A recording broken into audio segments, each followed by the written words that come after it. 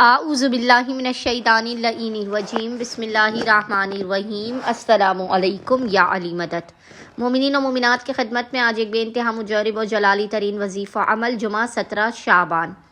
Friday 17 شعبان کے دن بعد نماز مغربین سے لے کے آدھی رات تک کیا جانے والا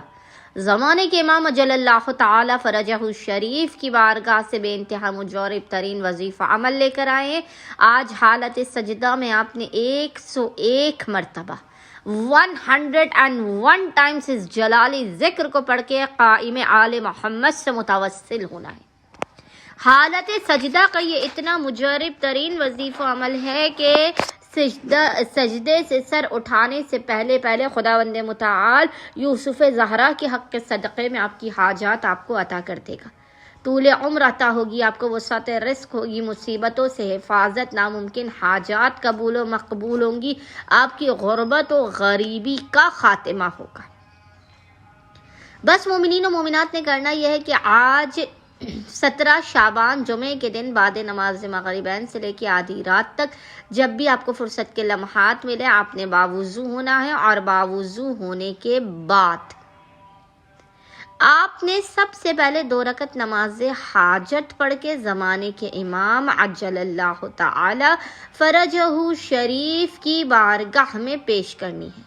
مثل نماز فجر کے 2 رکعت نماز حاجت زمانے کے امام کی بارگاہ میں پیش کرنے کے بعد آپ نے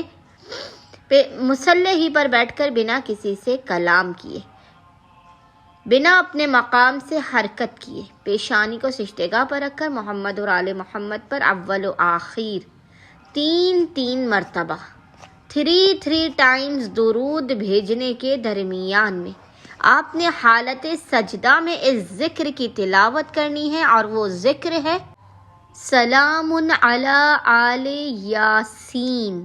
سلام علی آل یاسین۔ اس ذکر کو آپ نے حالت سجدہ میں 101 مرتبہ 101 ٹائمز پڑھنے کے بعد اپنی حاجتیں طلب کرنی ہے، خداوند متعال کو قائم آل محمد کے حق کا واسطہ دے کر، اور آخر میں آپ نے 18 مرتبہ 18 ٹائمز پڑھنا ہے، یا فرزند فاطمۃ الزہرا اغثنی بحق فاطمۃ الزہرا۔